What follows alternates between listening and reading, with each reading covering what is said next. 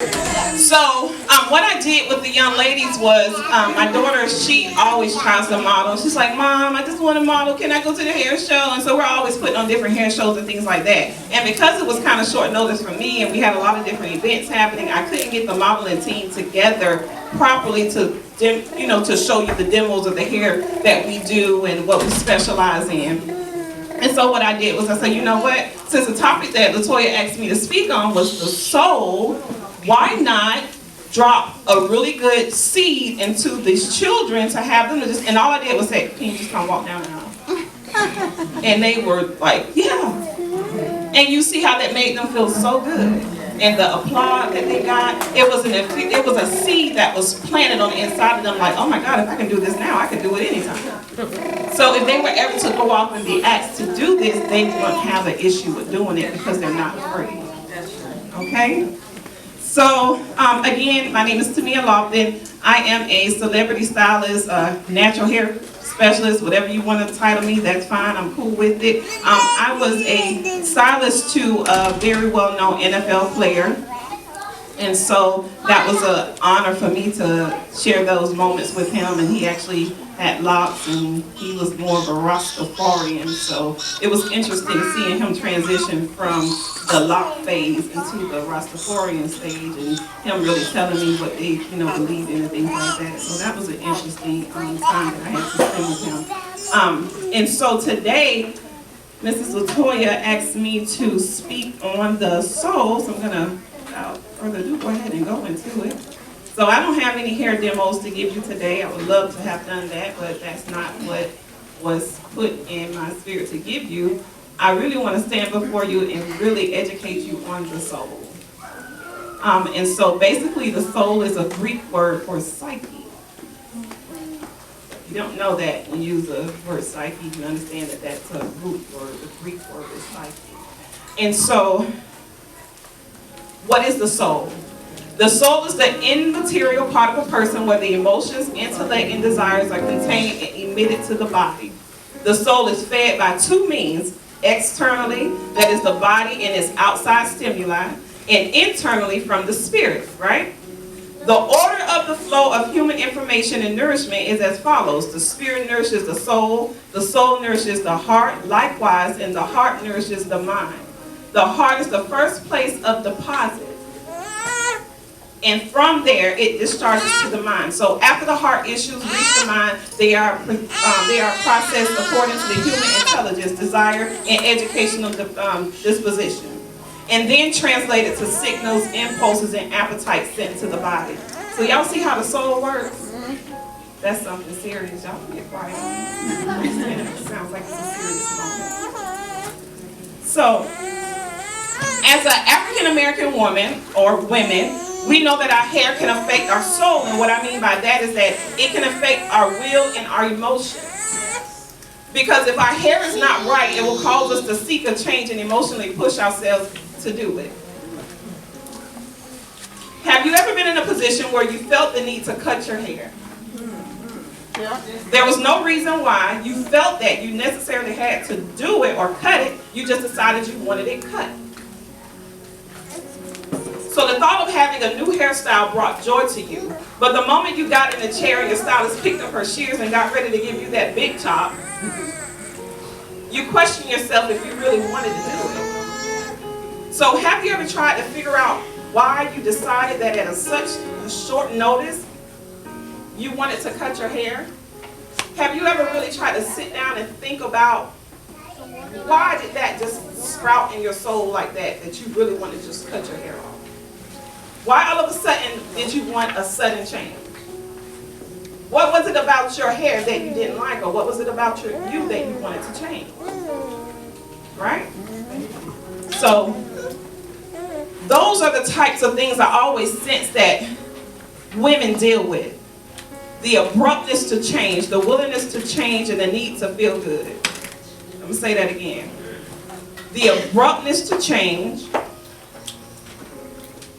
the willingness to change, and the need to feel good. So as I began to reflect on history, I began to review the story 400 Years Without a Comb. How many hands, if anyone, who's viewed that? It's a documentary.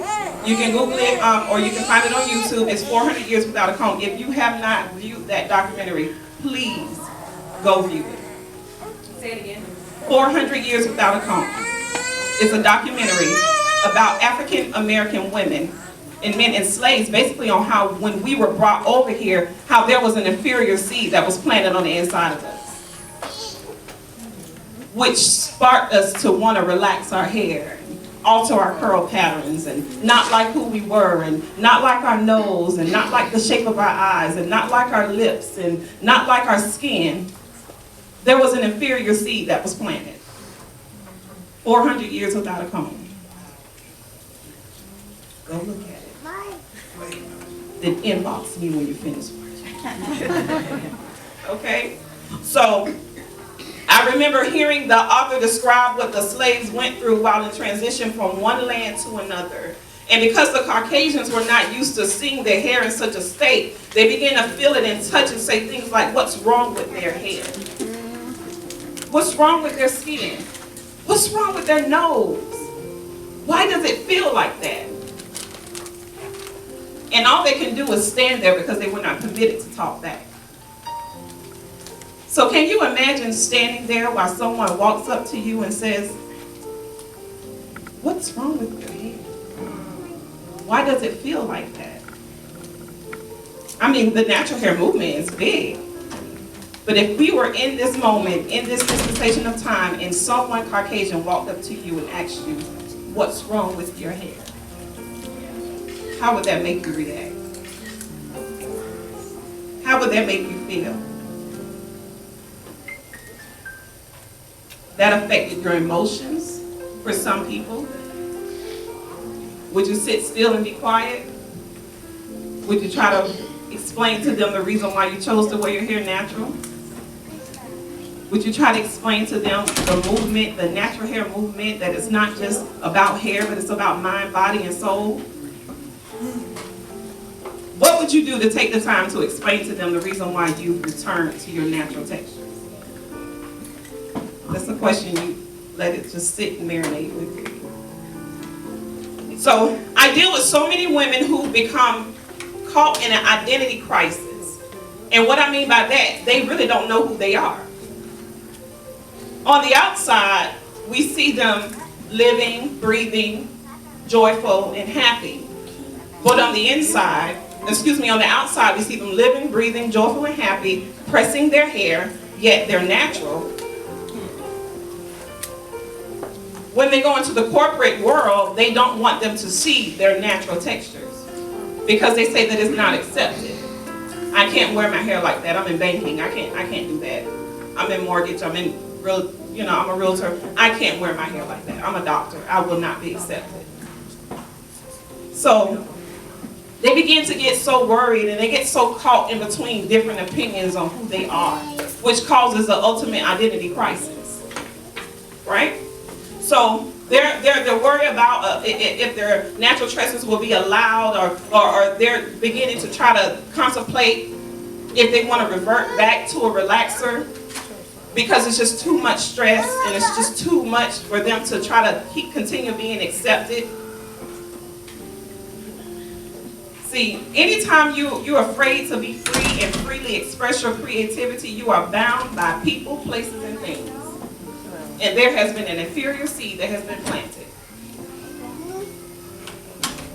No matter how one would try to rebuttal that, there's an inferior seed that was planted. So let's talk a little bit more about the inferior seed. When we think of seeds, we think of things that are planted that has the possibility to produce growth, right? So anytime there's an inferior seed imparted within your soul, you begin to experience shame, embarrassment, bondage, and you begin to feel trapped. You begin to feel trapped by what others think about you, by their views on who you are called to be and how you are called to change the world, trapped by the views and concepts of what one may deem to be professional and unprofessional, trapped by whether your hair is straight enough or curly enough or kinky enough, trapped by an inferior seed that was given to you without your invitation. Yeah, it wasn't invited, but it was something that happened. So At the very moment, I actually like that music. So, at the very moment that the inferior seed was planted into, and it went into your heart, why did it go into your heart? And we getting deep, y'all. We talking about the soul. I love God. I really want to hit this because I see so many beautiful women on the outside, but on the inside they are tore up. And they need to be refreshed, refueled, and rejuvenated, and they need to know that they're beautiful, inside and out. So, the heart is the first place of deposit, and from there it discharges from the mind, right? So after the heart issues reach the mind, they are processed according to human intelligence, desire, and educational disposition, and then translated to signals, impulses, and appetites sent to the body. So in other words, when I walk up to you and ask you what's wrong with your hair, I've already digested it to be an offense. It's an inferior seed, and I want to know, why did you ask me that? Whether or not I display or even verbally communicate that with you, it still plays in the back of my mind. The heart is akin to the mind. So, let's talk a little bit about hair loss. Anytime a client of mine experiences hair loss issues, I can immediately tell upon their arrival that the consultation needs to be extensive. So not only am I trying to figure out why they are losing their hair, but I'm also getting downloads about internal issues that is the root cause of the problem. Because 9 times out of 10, when a client or anyone who's dealing with hair loss or traction alopecia or any sort of alopecia comes into the salon, they never tell you the root of the problem. We literally have to go in and dig deep and get that root. You can question them about their medication. You can question them about their lifestyle, about their stress levels, about their, levels, the thyroid levels, the vitamin D levels. You can question them about what's in their blood, what's in their bloodline. Any type of genetic disorders. You can question them, but they won't come forward. And so, after I get those downloads, I really begin to pray, and I say, okay, Lord, clearly this is something that's going to cause me to really have to dig in. So sometimes it causes for me to have to get back on their level and go down and really just let them know, hey, I'm here for you. If you're on high blood pressure medication, that affects your hair. If you're stressed, it affects your hair. It decreases the blood circulation. It affects your hair. We've got to do something to change that. And so when we look at the inferior seed, we can also relate that to how an actual seed is planted, whether physically or mentally or emotionally. And there's always a period of planting. Seed germination, we're going to go science, everything on y'all today. I'm not sure what you said. So seed germination, because we're talking about inferior seed, right? I'm going to help y'all. I'm help somebody here today. Seed germination is the process by which a seed embryo develops into a seedling. It involves the reactivation of the metabolic pathways that lead to growth and the emergence of the radicle of seed root above the soil surface. So just like in seeds, the fundamental conditions must exist before germination can occur, right? The inferior seed. Think about it, y'all. Think about it from a verbal, mental, emotional standpoint. Don't think about it as a seed that's in my hand, but that's my way of explaining to you what I mean by an inferior seed. So the embryo must be alive, called seed viability. Any dormancy requirements that prevent germination must be overcome. And the proper environmental conditions must exist for germination. That's in order for the seed to grow, y'all. So all 3 of those is going to help that seed grow. So anytime you are faced with an inferior seed and seeds that are being planted, you must recognize that they are alive. What words were spoken over your life? And who spoke them? Who offended you and caused you to sway between your decision of being natural and being naturally you?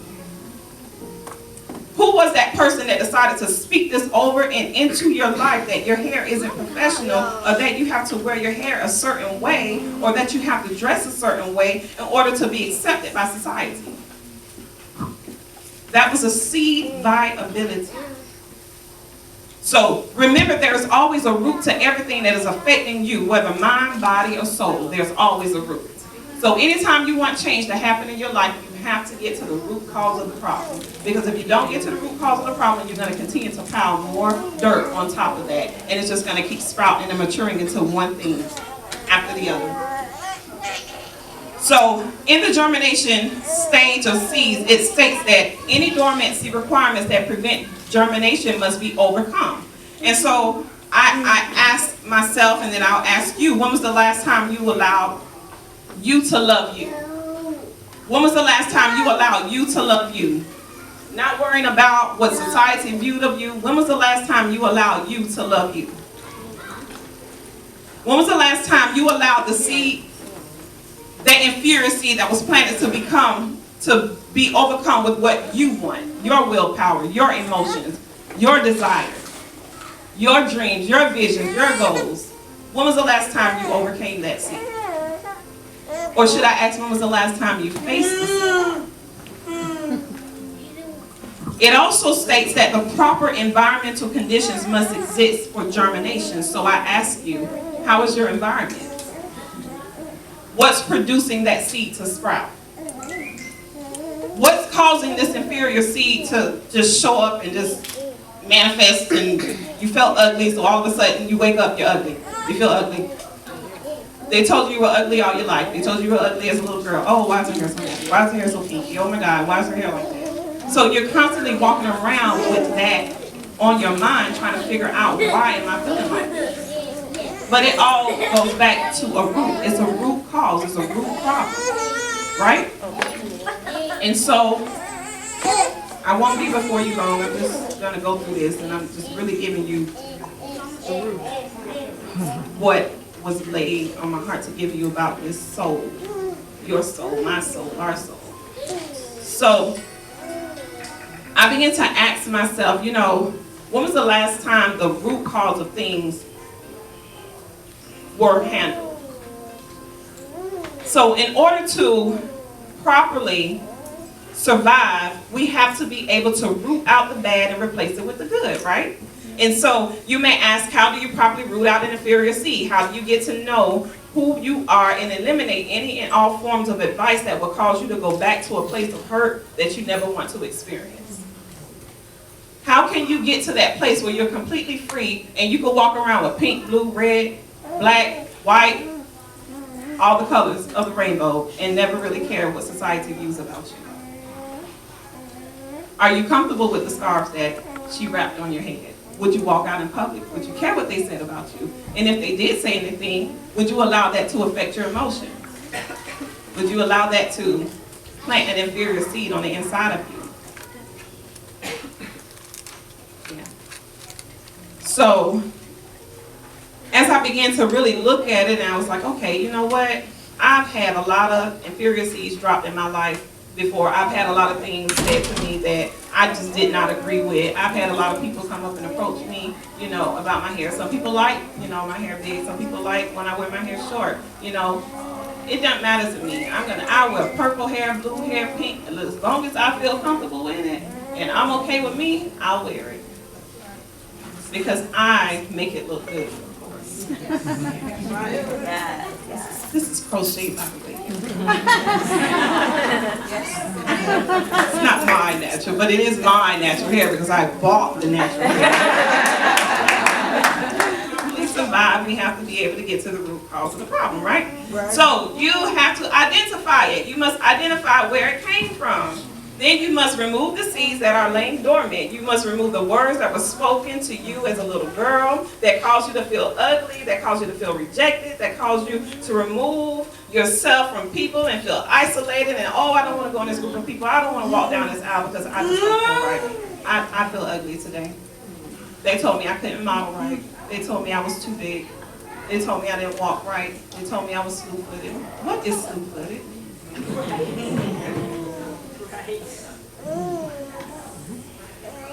You have to be able to identify that seed. You must be able to break the old and birth the new. Break the old mentality, break the old mindset, break that seed, and birth new seeds and allow them to sprout. Okay? You must change your environment, meaning you must change your mindset. You must change the way you think about you. As a man thinketh in his heart, so is he, right? So I challenge you on the day to check your heart. Check what's in your heart. Has the seed affected you in such a way that you are not in a place where you can even receive the love that's surrounding you? Because there's love in this room. So if you're feeling lonely and down and sad and embarrassed and you feel like you don't really fit in, there's a seed there somewhere.